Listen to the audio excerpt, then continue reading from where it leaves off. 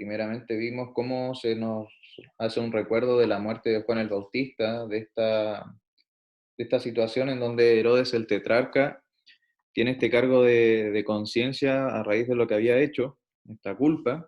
En esa semana pudimos ver cómo es que el pecado genera culpa, cómo es que esto vuelve a Herodes, cómo es que él intenta eliminar esta exposición ante lo que él sabía de que era incorrecto, lo que era malo, y cómo es que él, intentando escapar de esto, finalmente accede y da muerte a Juan, que estaba preso. Pero también vimos cómo es que en el momento en el cual el Señor se hace con esta noticia, la respuesta que da el Señor es completamente distinta a la que nosotros podemos ver, cómo actúan las personas. Nosotros vemos que las personas muchas veces tienen inserto este sentir de si me la hace, me la paga. Pero vemos de que el Señor, cuando se entera de que Juan había sido muerto, dice la palabra en el versículo 13, de que él se apartó de allí en una barca a un lugar desierto. Y vemos de que el Señor se va en solitario. Y ahí pudimos revisarlo en más de una oportunidad, cómo es que el mundo tenía esta lógica, sobre todo en aquel contexto histórico, que cuando se mandaba a un mensajero a una localidad y el mensajero era muerto, este era un mensaje de hostilidad. Entonces, el pueblo que venía, tomaba este mensaje y arrasaba con todo. Pero vemos de que el Señor, mostrándonos el Evangelio también en su misma conducta, nos muestra cómo es que Él ama también a quienes son sus enemigos por naturaleza. Y Él, en su compasión, en su amor, toma esta decisión y se aparta del lugar y se va, para orar. Y allí se nos abre el segundo tema que pudimos revisar hace unas semanas, que era la alimentación de los 5.000. Vemos cómo mucha gente va siguiendo al Señor y llega hasta este punto en donde se reúnen y el Señor, teniendo misericordia de ellos, les plantea a los discípulos que les diesen de comer. Y vemos que los discípulos le responden al Señor de que no tenían con qué darle. Los discípulos le dicen al Señor de que estas personas fuesen para que pudiesen comprar de alimento, pero el Señor les refiere de que no era necesario, sino que ellos le podían dar de alimento. Y allí pudimos analizar este pasaje desde dos ópticas. Primeramente, desde la comprensión del Evangelio, cómo es que el Evangelio no pide algo de esfuerzo nuestro, sino que es Dios quien da de la salvación. Contrario a lo que plantea la religión popular, en donde se refiere de que el ser humano debe hacer esfuerzo, debe hacer méritos, obras para ganar la salvación y la entrada al cielo, el Evangelio nos refiere de que no es por obras, sino que es por medio de la fe. Y acá el Señor nos da, esta ilustración mediante esta exposición y esta explicación. Pero por otro lado, también lo explicaba don Patricio, cómo es que la bendición de parte de Dios para sus hijos es tan abundante que, llega a sobrar, por decirlo de una forma. Lo vimos con el ejemplo de las canastas que recogieron los discípulos y cómo es que la bendición verdaderamente es más de lo que nosotros podemos esperar muchas veces. Luego de esto, de que son alimentados estas personas, ocurre una situación muy particular y es que el Señor despide a la multitud, pero pareciera ser que con un tono de mucha urgencia manda a los discípulos a que entren en una barca y se vayan del lugar. Y el Señor nos dice la escritura de que se va a un lugar apartado en el versículo 23 a orar. Y dice, y cuando llegó la noche estaba allí solo, el Señor estaba solo, mientras los discípulos iban por este, lago, por este mar, y vemos que la escritura nos refiere de que los discípulos no lo estaban pasando bien. Los discípulos estaban en un escenario sumamente adverso. La escritura nos refiere de que el viento era contrario, habían grandes olas que estaban, golpeando una y otra vez a la barca. Y los discípulos estaban ya con mucha angustia y estaban muy cansados y fatigados. Nos dice la escritura de que ya ha llegado un punto tal que era la cuarta vigilia de la noche, se presenta el Señor en ese momento, en ese lugar en donde los discípulos se encontraban, en el medio de este lago. Y el Señor expresa estas palabras que pudimos analizar la semana pasada, que se encuentran en el versículo 27.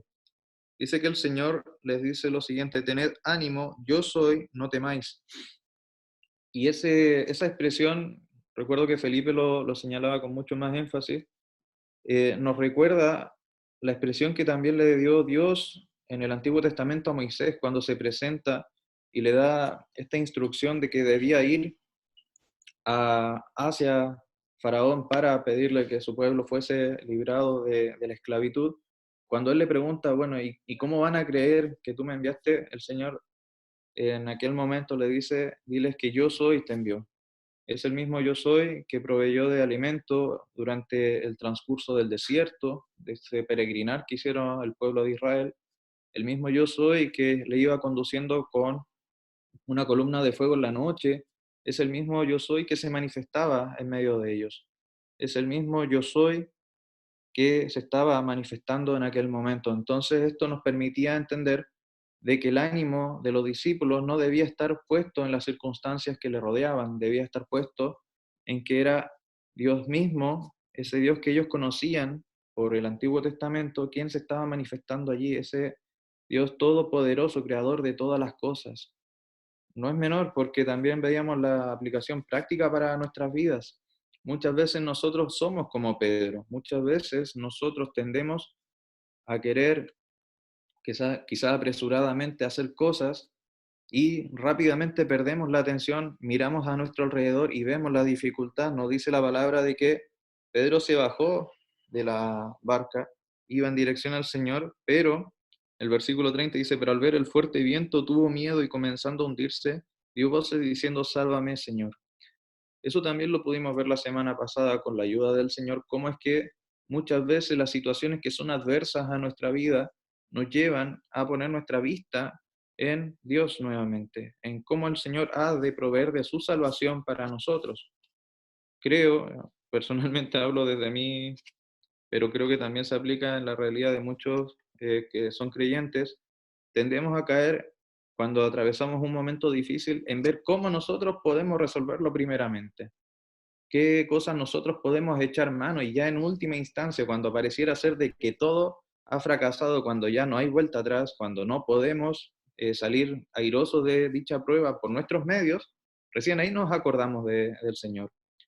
Y acá podemos ver de que Pedro se estaba hundiendo, ya no tenía forma de él poder sostenerse en el agua, y la exclamación es, Señor, sálvame.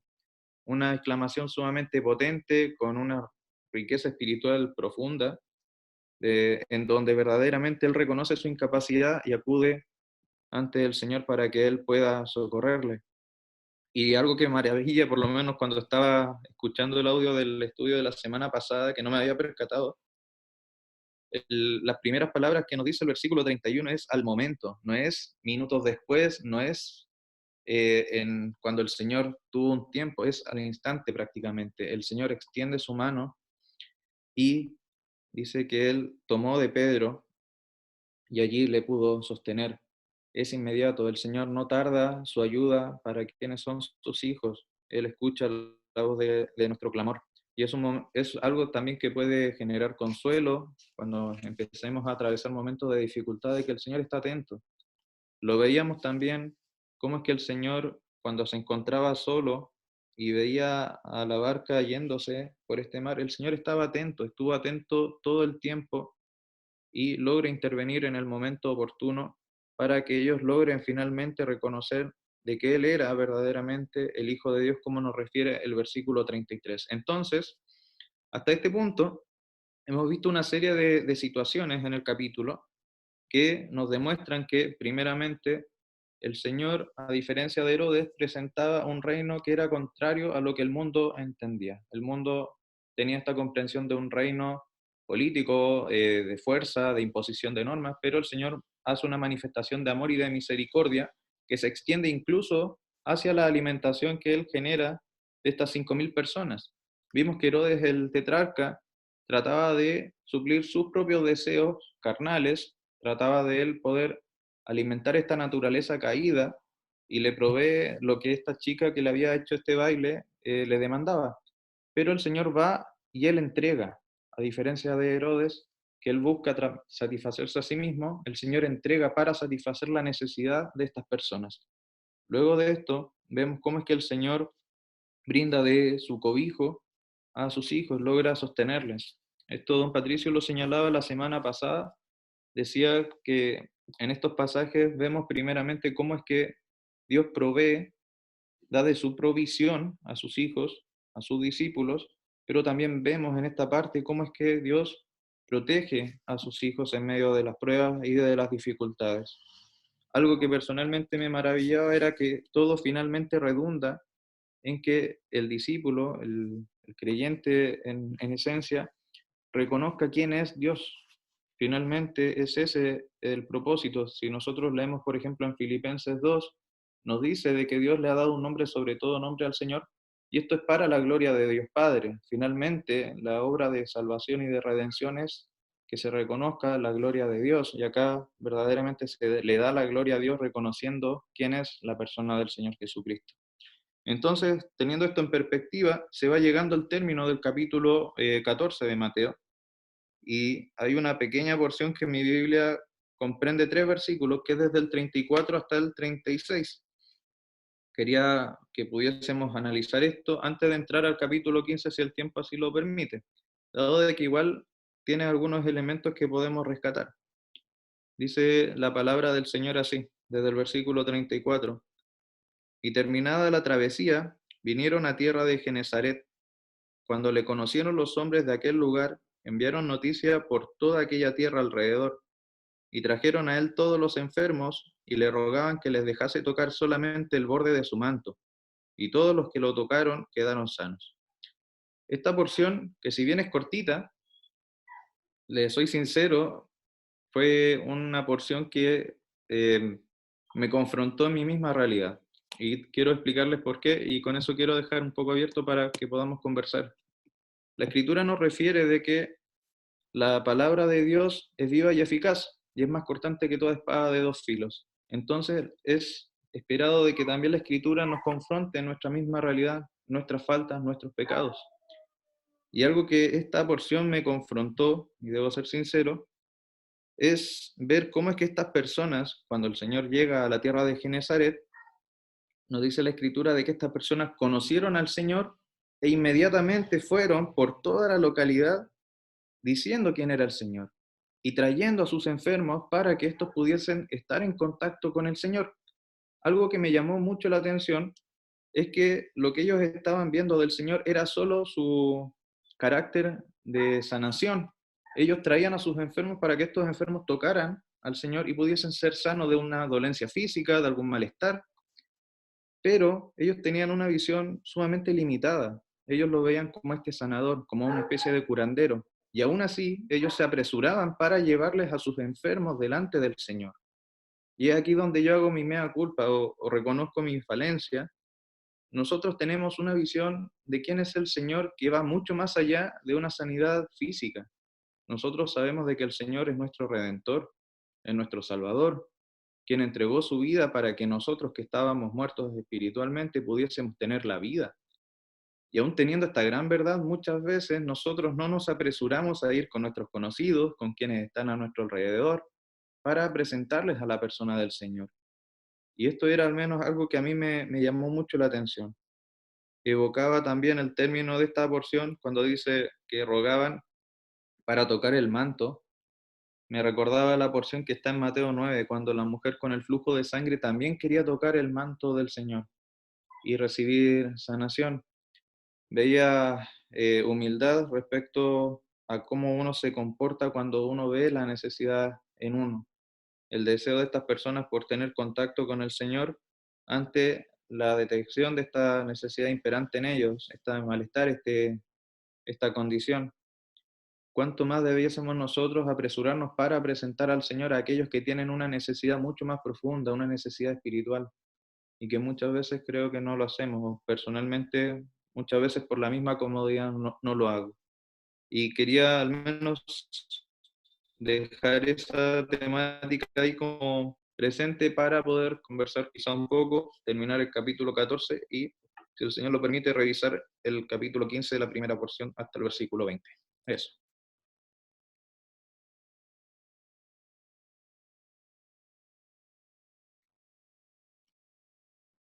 ¿No se escucha, don Pato? Eh, yo estaba viendo algunas cosas que pueden ser oposición para la vida del creyente, porque después del capítulo 13, el capítulo 13 que se nos habla del reino de los cielos y que hemos sido insertados en el reino de los cielos, vamos a encontrar en el capítulo 14, no olvidando lo que Felipe ha compartido, ni lo que hemos visto para atrás, nada de eso, sino que yo veo rechazo, las cosas que pueden a nosotros resultarnos como una oposición en la senda hacia la gloria, el camino hacia la presencia del Señor. Primero vemos el rechazo ahí de Juan el Bautista. Luego vemos la escasez, cuando está la multitud allí que ya tenían hambre, habían estado todo el día. Luego vemos la tormenta. Luego vemos la enfermedad en el capítulo 14 al final, vemos la enfermedad. Y encontramos 4 cosas que pueden ser a lo mejor una carga para nosotros, ¿ya? O pueden resultar también en una bendición, depende de cómo pasemos la prueba, cómo pasemos la dificultad, cómo miremos el rechazo, cómo miremos la escasez, cómo pasemos la tormenta o cómo pasemos la enfermedad. ¿Ya? Depende cómo esté nuestro corazón delante del Señor, porque el Señor en todas estas situaciones, el Señor nos está mostrando personas, ¿ya? Está mostrando actitudes. En la primera vemos el rechazo cuando Juan el Bautista es decapitado, vemos allí un profundo rechazo, una oposición, ya que si bien nosotros no hemos vivido una situación semejante, pero que hay hermanos que sí la han vivido allí en Medio Oriente, han vivido esta persecución, han vivido han sufrido cárcel y muerte también por la causa del Señor. Y también situaciones de escasez. ¿Ya? Y vemos aquí la provisión de parte del Señor para los que tienen necesidad. Y en cuanto a lo que está mencionando Felipe, en los 3 últimos versículos del capítulo 14, donde dice terminada la travesía. Pareciera que ya era un tiempo de descanso para el Señor. Pareciera que ya terminada la travesía vino la calma, pero me vienen a la mente a mí el pasaje cuando el Señor dijo, mi Padre hasta ahora trabaja y yo trabajo. Y el Señor vino a hacer la voluntad del Padre. Y Él vino a sanar a los quebrantados de corazón, a dar libertad a los cautivos. El Señor sanó a los enfermos, dio vista a los ciegos, hizo a los sordos oír, a los mudos hablar, resucitó a los muertos también. Y cuando Felipe mencionó lo de la mujer que tocó el manto, yo cuando leí este pasaje dije, la verdad que no fue la única que recibió la bendición de la sanidad cuando tocó el manto. ¿Ya?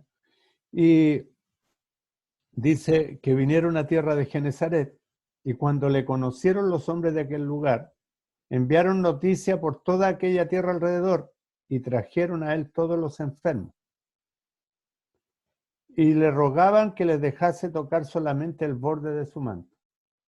Ahora yo pienso que tal vez la fama del Señor había traspasado los linderos de los pueblos y sabían que un día el Señor había sanado a una mujer con flujo de sangre y que querían hacer lo mismo.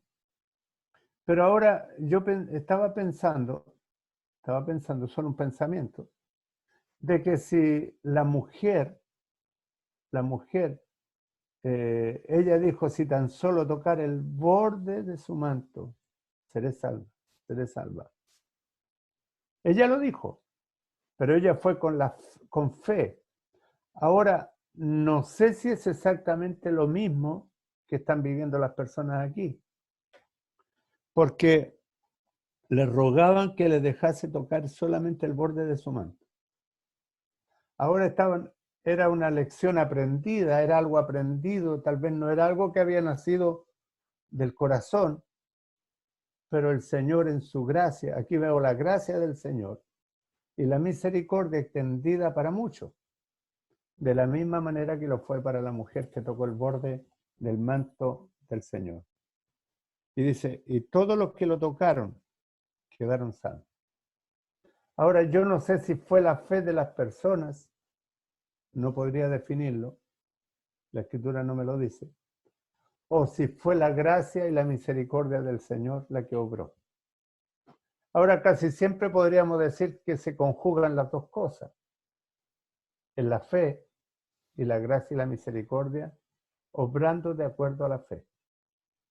Eso, así para soslayar un poquitito el tema, tal vez alguien tenga otra opinión o otra cosa que decir de esto. Me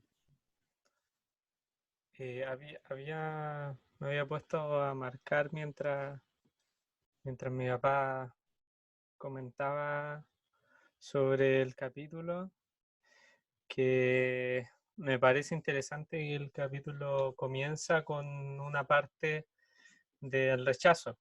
Comienza y es súper notorio eso, la muerte de Juan el Bautista.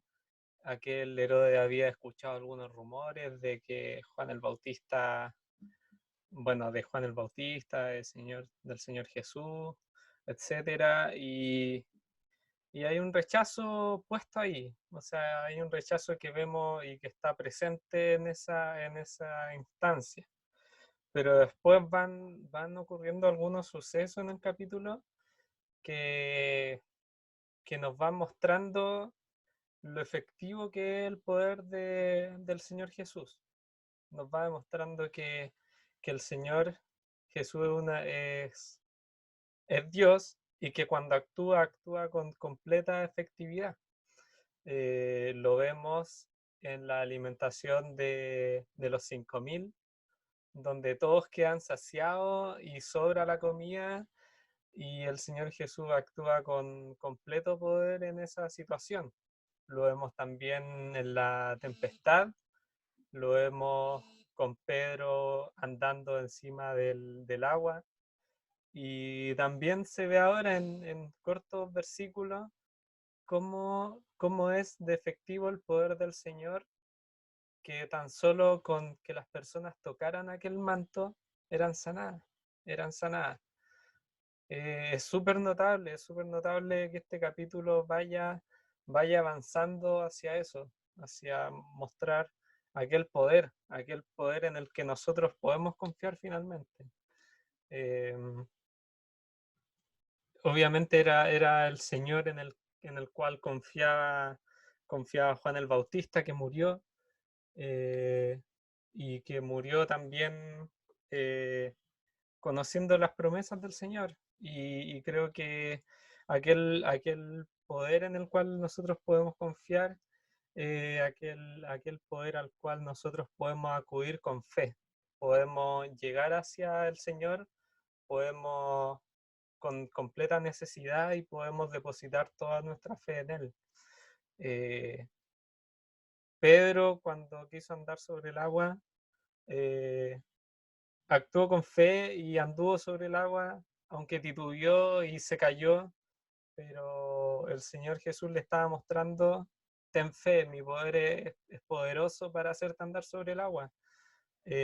Cuando no sabían cómo alimentar a 5.000 personas, el Señor hizo y demostró que su poder era suficiente para alimentar a esas personas, y demuestra que a las personas que pueden tener fe en Él, pueden confiar en un Señor poderoso.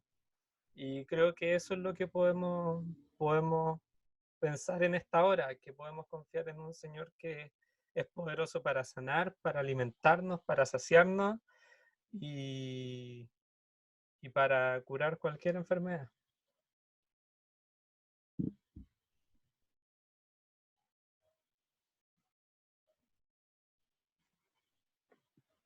Algo de lo que comentaba Felipe me hizo recordar parte de los estudios que tuvimos meses atrás, cuando íbamos como en el capítulo, luego del Sermón del Monte, como cerca del capítulo 10, si no me equivoco.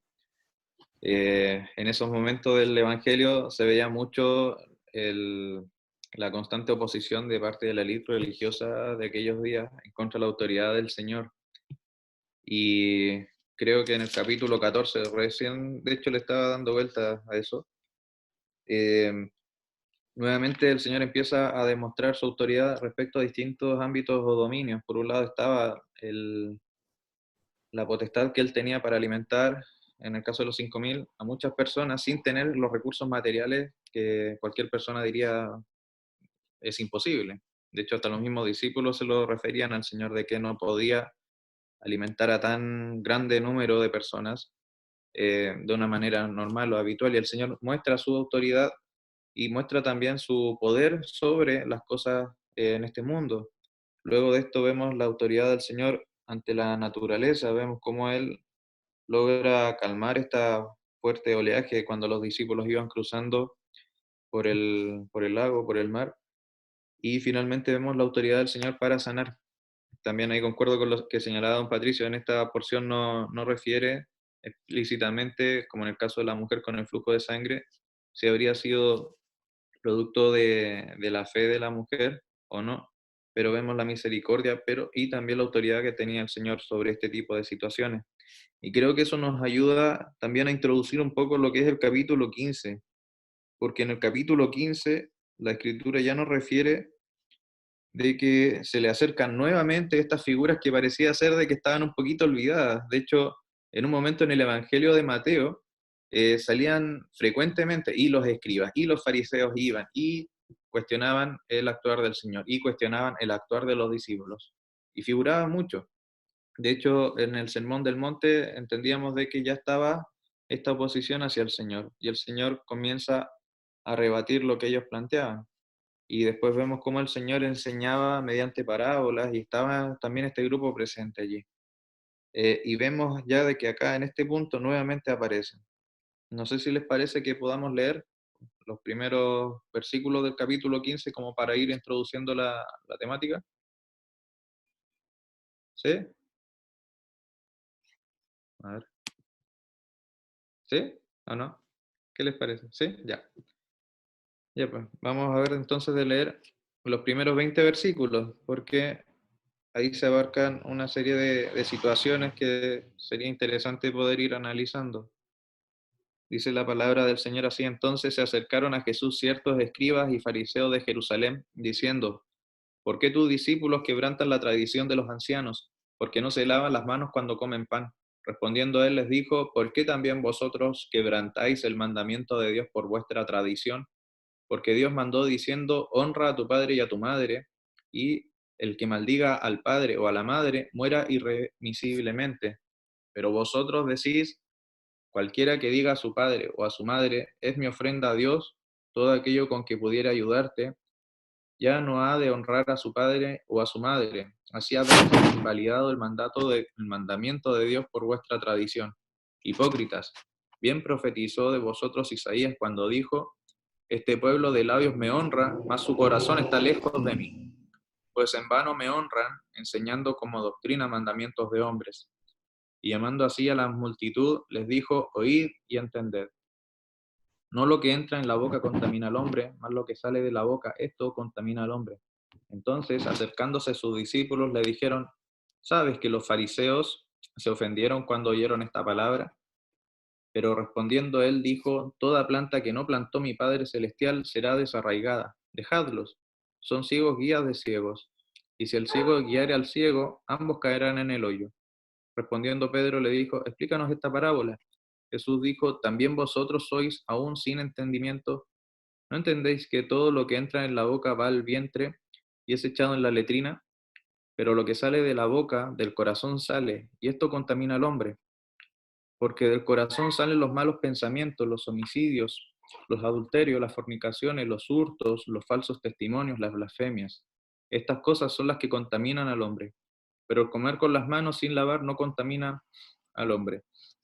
Hasta acá la lectura de la palabra del Señor.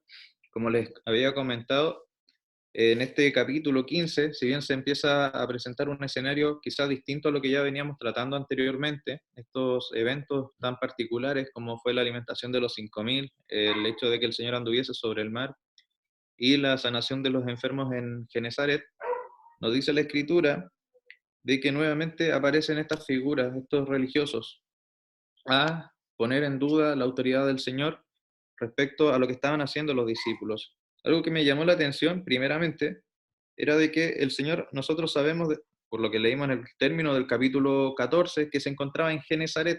Genezaret se encontraba en la parte norte del mar de Galilea, era cerca de Capernaum, y nos dice la Escritura en el capítulo 15 de que algunos escribas y fariseos de Jerusalén habían ido hasta donde estaba el Señor. En cuanto a recorrido, no es una porción corta. Tuvieron que darse el trabajo de trasladarse hasta en la localidad donde se encontraba el Señor. Y esto algunos estudiosos lo planteaban como que era una delegación de parte del Sanedrín que había sido enviado desde Jerusalén para eh, contrarrestar la autoridad que estaba manifestando el Señor en aquellos días. Y eso es algo llamativo porque verdaderamente vimos al comienzo del capítulo 14 de que la fama del Señor estaba en aumento para la gente. La gente oía de que el Señor sanaba y envían a este grupo religioso nuevamente para contradecir y para poner en duda la autoridad del Señor. Pero no ponen en duda lo que el Señor hacía, sino que sus discípulos, porque verdaderamente el Señor no tenían por dónde tomarlo, no tenían a dónde apuntar, porque verdaderamente Él cumplía con todo. Y plantean esta situación, le plantean esta pregunta al Señor: ¿por qué tus discípulos quebrantan la tradición de los ancianos? Y acá se desarrolla una idea bastante completa por parte del Señor, en donde finalmente les refiere de que el pecado surge desde el mismo corazón, refiere la naturaleza pecaminosa del ser humano. Nosotros podemos saber hoy en día, que podemos conocer un poco más sobre la cultura judía, de que los fariseos se esforzaban mucho por cumplir con una serie de ritos y mandamientos que eran traspasados de generación en generación por estos sabios, estos ancianos que ellos tenían, respecto a cómo mantenerse limpio. Debían lavarse muchas veces las manos, como acá estaba planteando. Si es que iban, por ejemplo, a una plaza, también debían lavarse las manos nuevamente. Y así, sucesivamente. Estaban muy esforzados en mantener una imagen externa de limpieza. Por eso es que el Señor también, cuando confronta la realidad de los fariseos, lo refiere a lo mejor de una manera tan dura. Son sepulcros blanqueados que por fuera parecieran ser hermosos, pero por dentro están llenos de podredumbre. Y acá el Señor vuelve a reiterar esta idea porque les plantea que verdaderamente es lo que sale del corazón lo que contamina al hombre, porque allí están todos estos pensamientos que son malos, los homicidios, los adulterios, las fornicaciones, hurto, etcétera, etcétera.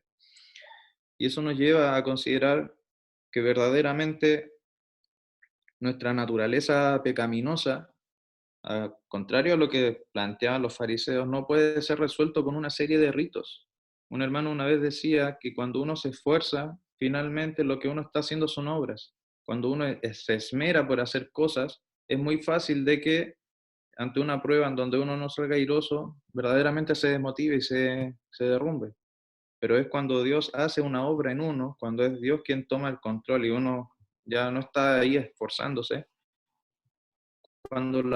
es cuando la obra finalmente termina por hacernos cambiar, porque ya no buscamos lo nuestro, sino que buscamos darle la gloria a Dios. Y creo que en esta porción se logra ver esta realidad reflejada. Estos fariseos buscaban hacer tropezar a las personas mediante ritos, pero vemos que el Señor les muestra una realidad mucho más profunda. Ellos verdaderamente eran hipócritas porque alababan de solamente de boca, pero su corazón no había sido transformado. Y ese es un pasaje no menor. Y eso quería al menos explicar o referir respecto a esta porción.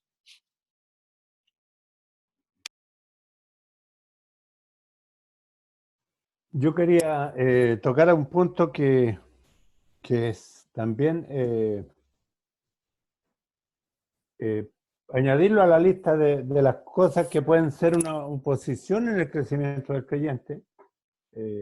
Vimos, por una parte, el rechazo, la escasez, la tormenta, la enfermedad y algo tremendo que son las tradiciones.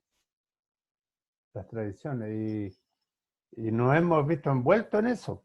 ¿No?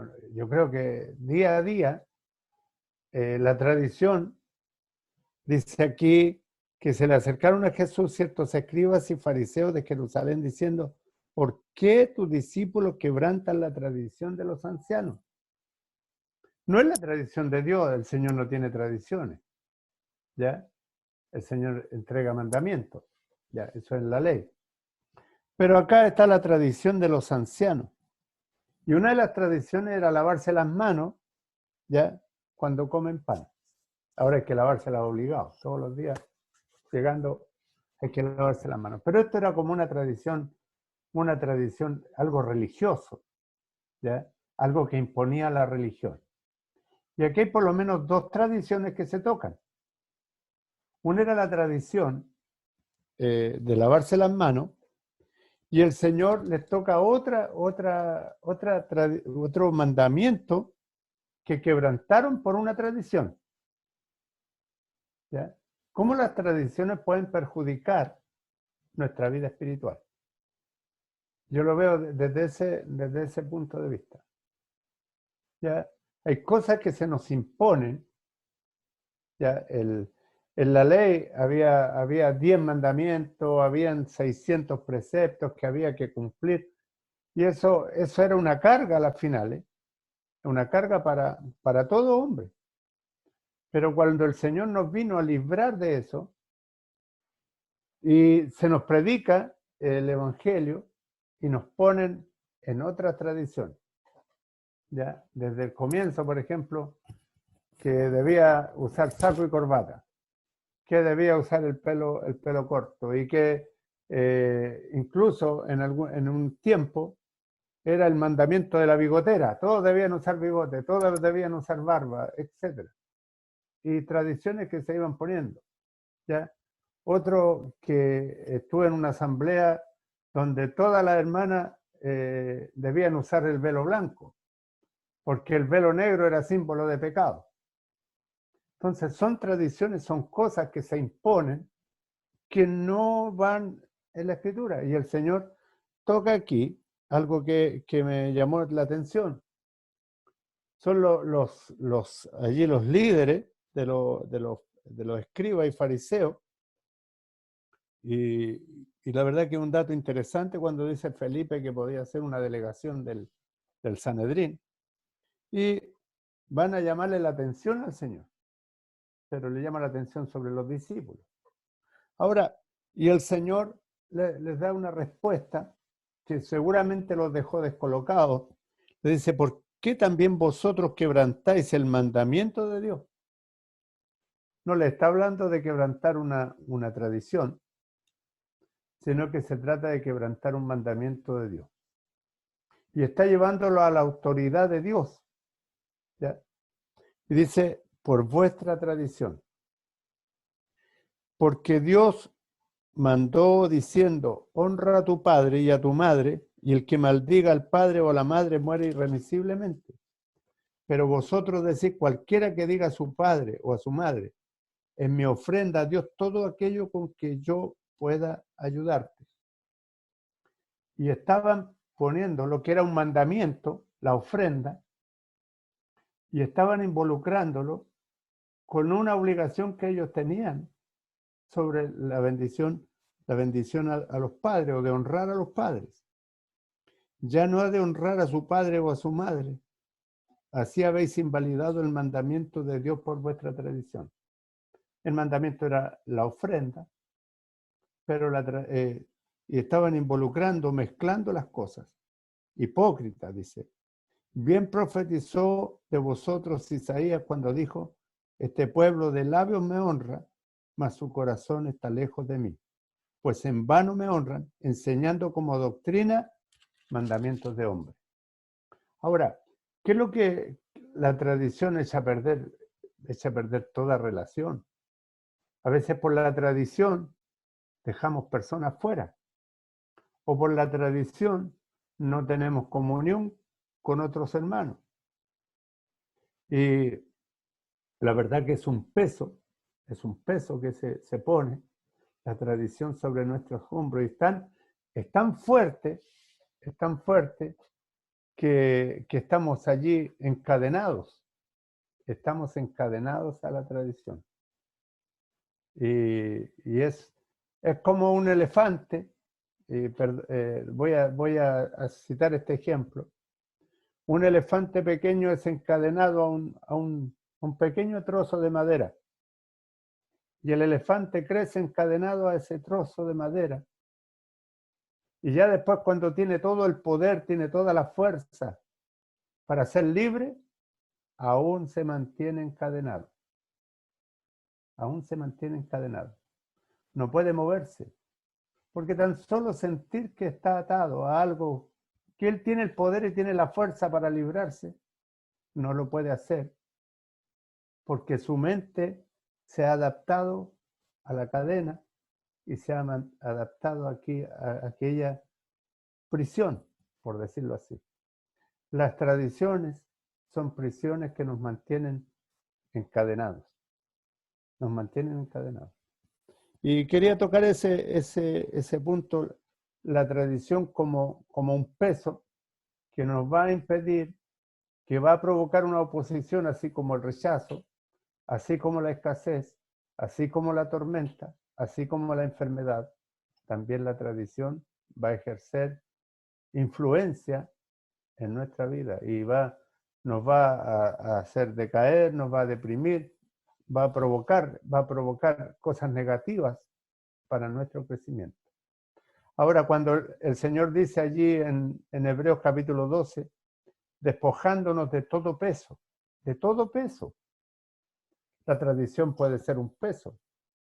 Cuando yo miro este pasaje y estaba pensando en esto en esta tarde, la tradición puede pesar sobre nuestros hombros de tal manera y va a provocar un asedio en nosotros y nos va a impedir el avance.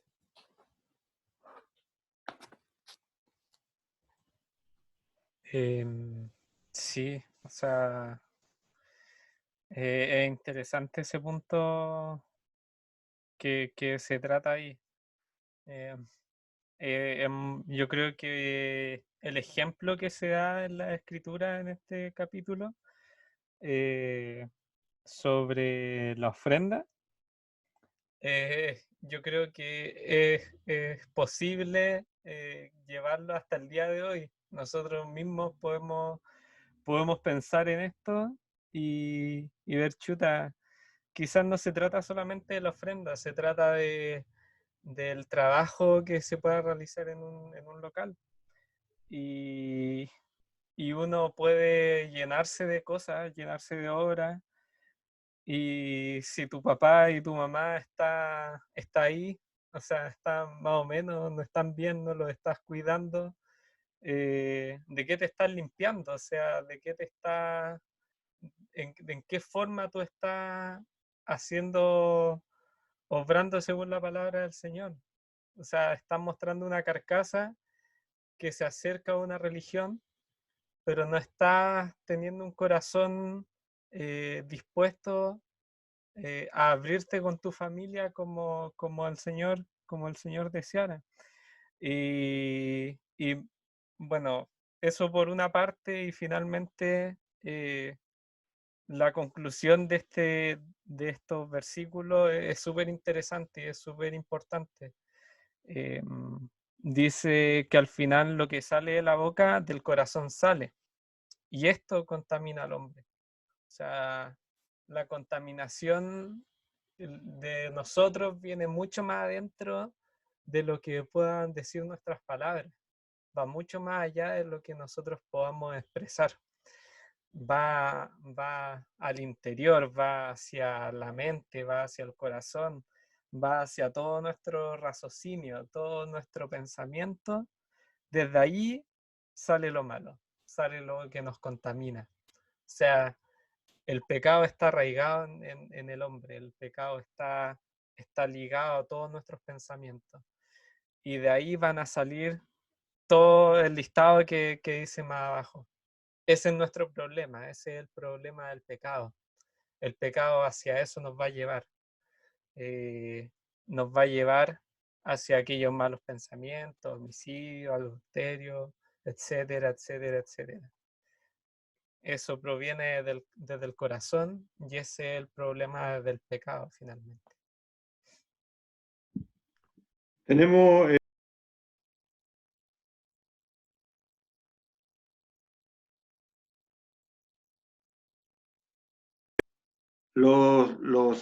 estos 20 versículos son un tema que hay que desarrollar más en extenso en la próxima reunión, y creo que ya llegamos a la hora para finalizar.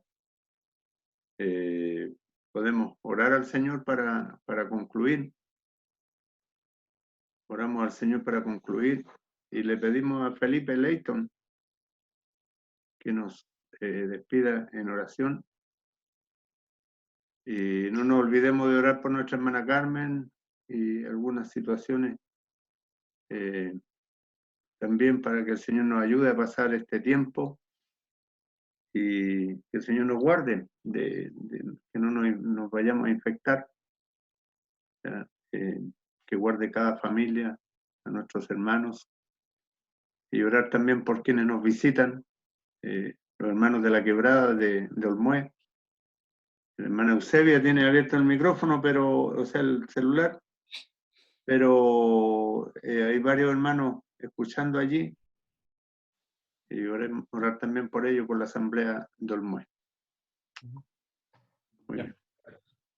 Oremos.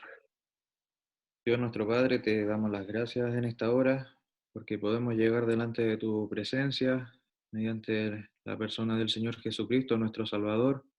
Te damos las gracias, Padre, porque podemos entrar confiadamente delante de tu trono sin temor a experimentar tu ira, porque, Padre, tu ira fue depositada en la persona del Señor. Él pagó la demanda de justicia que existía a causa de nuestros pecados. En esta hora te agradecemos por estos momentos que hemos podido compartir, que hemos podido meditar en tu palabra, que hemos podido alabarte con los cánticos del comienzo de la reunión. Padre, te agradecemos porque verdaderamente nuestra confianza no está en lo que nosotros podamos hacer, sino que está puesto en que el Señor es quien nos sostiene en cada instancia y en cada momento que nosotros atravesamos en esta vida. Padre, es con este sentirte que te queremos encomendar a los hermanos que puedan estar pasando momentos difíciles. Nos acordamos especialmente de Carmencha, te rogamos por su salud, también te queremos pedir por su familia, Padre, para que aún en estos momentos que puedan ser complejos, pueda verse tu propósito en sus vidas, pueda verse el propósito, Padre, que tú tienes para ella y para con sus seres queridos.